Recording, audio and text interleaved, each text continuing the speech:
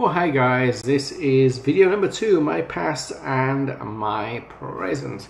So after the girl from the Philippines didn't really work out, and we broke off the relationship because the logjam I mentioned, and we couldn't be together. I dated a number of different women, and it never really worked out. You know, I dated some complete time wasters at times. It was just.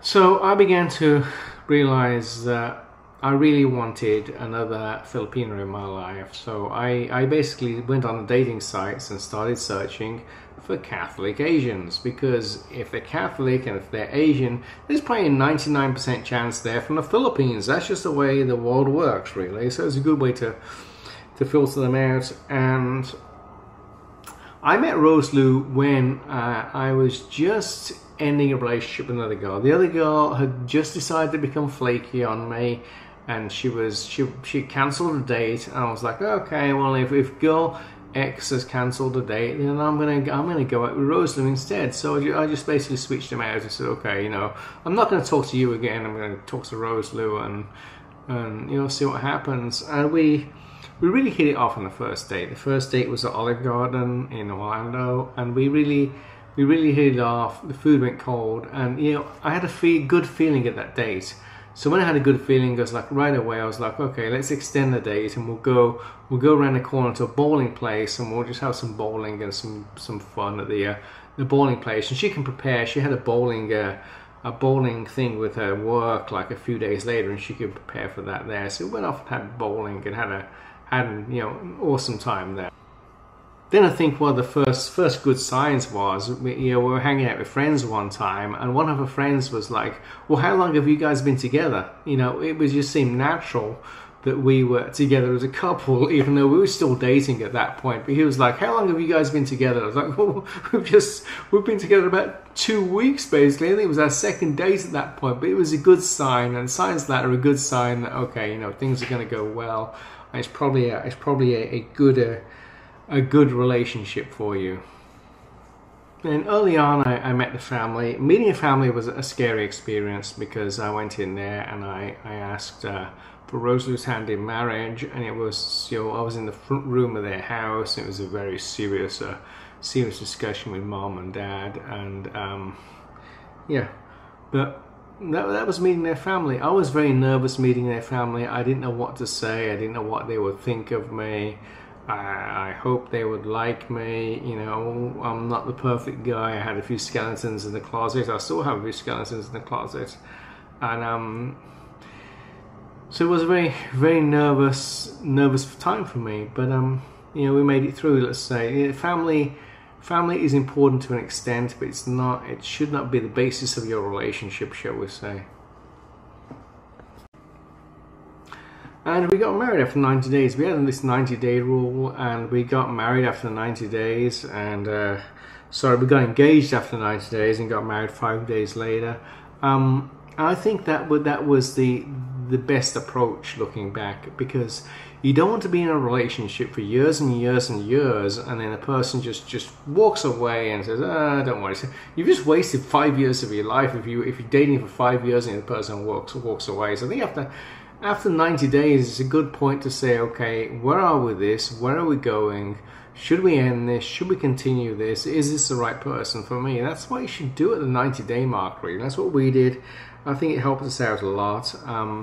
And then we got married 5 days later. That marrying is not... you don't have to have this big, fancy church wedding and everything else. And that is just for show. That is just for the families. That's just a big party, really. That side of it. You can get married in front of a judge and a registry officer. And we got married in front of 3 strangers under a tree in Brevard County, and we were happy, and we were married, and the piece of paper's there, and that's all it takes to get married. You don't have to go through this elaborate whole, crazy weddings these people have these days. Everything has to be perfect and everything else. You don't have to do that. Just get married, sign the papers, because it's about being together for each other forever, rather than some big party that's going to cost you thousands of dollars that's going to be, you know, forgotten about a few years later. And strange story, you know, a relative of mine, I won't mention who, got married on a private island. They all went over to the private island on rowboats. It was this big, elaborate ceremony and everything else. And guess what? He gets divorced like a year later. So this was this massive, huge wedding, this huge, like, showbiz extravaganza, and he gets divorced. What good did that really do? You know, it's a wedding's a wedding either way. You know, what matters is the contract between two people. The whole big party and where you have it and everything else doesn't really matter that much. And the first year of marriage was tough for the both of us. You know, Rosa was at home. I was traveling basically all the time on that role then. And, you know, so we didn't spend too much time together. And then, you know, one day I came home and I basically, everybody in our department came home. That was the first warning sign, shall we say. And then I got a call from my boss like 5 o'clock, and I joined the call, and guess what? HR was on the call as well. That's never a good sign. And it turns out we've been bought out by another large company, and everybody was laid off. That was the last day. So I took the opportunity and ran with it.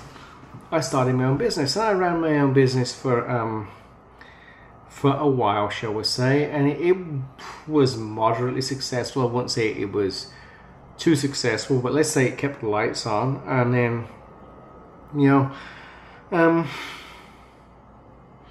eventually, you know, I applied to NASA and started working for NASA as an engineer over there, which was an awesome experience. You know, I got to work with astronauts. I got to work with the astronaut families. I got to give tours of the Space Center. I got to, you know, I basically, you know, wrote the book on some of the crewed launches we had, because the story was behind Crew 1 back in the day is I get this panic call about one day before the Crew 1 mission was to launch, and they were like, you know, we don't know what we're doing, and they've called every person at NASA, and you are the calmest, coolest, most relaxed person we have, believe it or not, and we want you to work on the Crew 1 mission.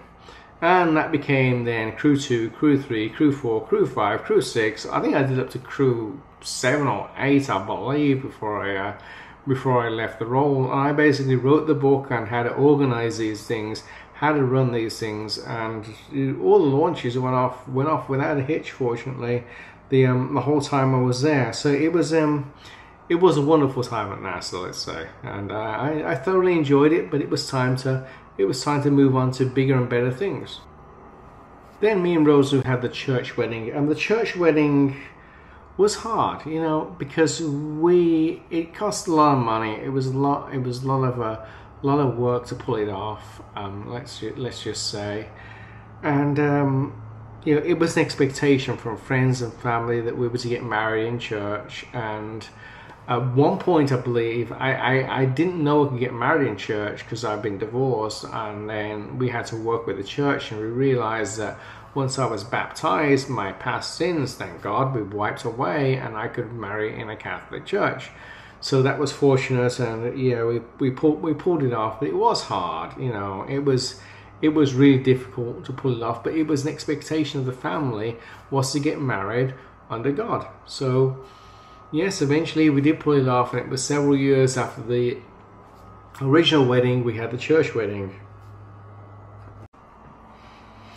Then of course COVID happened. COVID caught everybody by surprise. You know, I was working 1 minute, and I actually got sick on the day they decided to shut down the office, and I left and went home and said I had a cold and everything, and I never came back to the office for like over a year. And during that time, I ended up setting up my office in the garage because there was no space for me. So I was working in a garage with my computers, with no AC, nothing like that. Once in a while, I'd bring a bucket of ice down there to cool myself down, or in the winter, I'd bring a heater in there to warm myself up. But I was working in a garage, you know, doing computer work in in the garage working from home, and it was a really difficult situation because everybody was on top of each other. We all know how COVID was, and nobody could go out or go anywhere.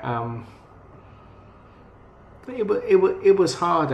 It was hard, I would say, because it was a sudden transition. Nobody was really used to, and nobody was really ready for.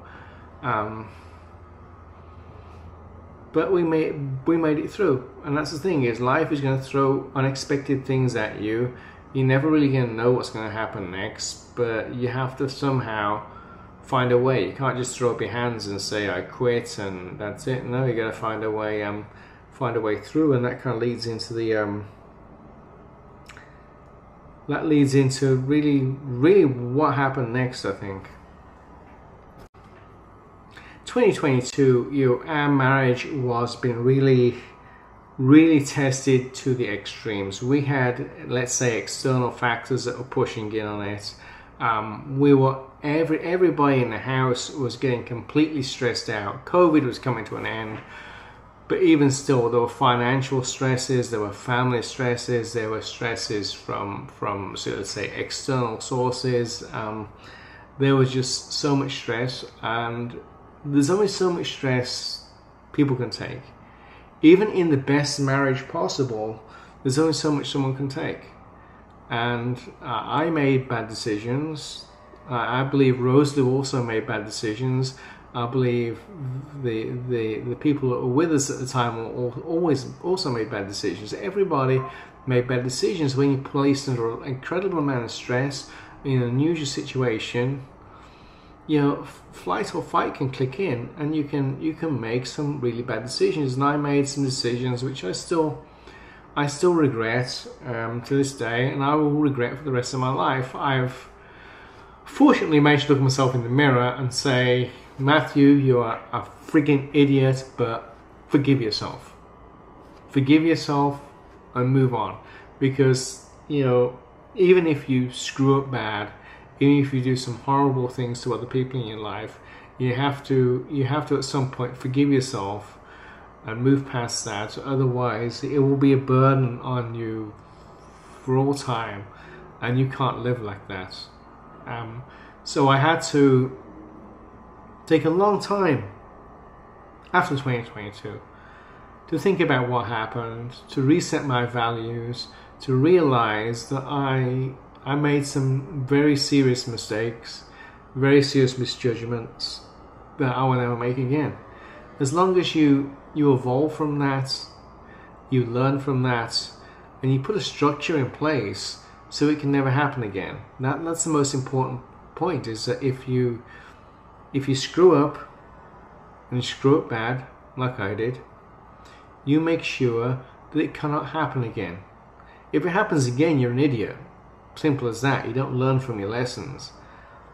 But if it happens once, and you know we did bad, and you know you can fix it, and you do fix it, then that's fine. I wouldn't say you're a smart person. You're an idiot for getting in that situation. I was an idiot for putting myself in that situation looking back. But I realize now that, it was a bad time in our marriage. I think every marriage at some point is going to have a rough spot. They're going to have bad moments. You're going to have a moment where you question everything. You're going to have a moment where you think about giving everything up. The whole point is you get past that moment. You live on past that moment. You exist past that moment, and you learn from your mistakes. Because none of us, not anybody listening to this video, none of us are perfect. It's as simple as that. And yeah, so 2022 was hard, I have to say, but things turned around. I'll tell you how things turned around. I really got things together. I realized that as much as I liked NASA, I had to throw that away. It wasn't working out for me, and I had to move my career forward. I began learning new things. I began growing my mind. I began moving forward. I began focusing on constructive efforts, I would say the year after 2022, I began to focus on building my mind on constructive things rather than destructive things. 2022 was very destructive, and the year before was very destructive. I refocused on constructive efforts, and that then gave me the ability to, travel, and travel opened my mind even further. Travel gave me the ability to come home for the first time in 24 years. 24 years. Everything had changed, I have to say. You come home for the first time in 24 years. Everything has changed. It was an amazing experience. And then I got to travel to the Philippines, and I'd never been to the Philippines. I always wanted to travel there, and it was really everything I expected. And it made me feel that chapter of my life was accomplished, and I could move forward. Let's just say that. I look back, and everything that led up to that, all the good, all the bad, everything else, even people I met in the past, everything really led up to that trip. They were all stars pointing me in the right direction to that trip. That was where I was meant to be. Going home to visit my parents and then going to the Philippines, that was what was meant to happen. That was my destiny. That was what was supposed to happen the whole time, really. That was what my life was leading to, was those trips. That was it. That was the destination. The whole destination in mind. It was an amazing experience, knowing that that's where I was supposed to be the whole time. And I ended up finally, after such a long, arduous journey with a lot of heartaches on the road and a lot of times when I had nothing, I ended up in the right place, and I ended up giving back to people as well. Even though I had nothing a few years before that, prior to that, I was struggling to keep the lights on and not knowing how to eat and verging on being homeless, basically. I was now, traveling the world and giving back to people in need. I probably wouldn't have done that if I hadn't gone through the hard times. The hard times made me who I am today. Even my mistakes of 2022, they made me who I am today. I'm a much better person today than I was back then. I think that a lot of us, we start out in life and we start out in relationships, and we have absolutely no clue what we're doing. And we fail, and we screw things up, and we have problems, and we have drama, and everything else happens in our lives. But we learn from those. The ones of us that are smart, at least, learn from those. We learn from our mistakes, because you don't go into your first relationship with an instruction manual on really how to run things. You go as you go, and you make mistakes as you go, and sometimes you fail, and sometimes you fail hard, and you're gonna hurt, but you get back up and you keep going. I've made some very serious mistakes in my life, yes, but I've got to the point now where I've learned from those mistakes. I admit I made those mistakes, and I move forward, and now I help people in need. I love helping people in need.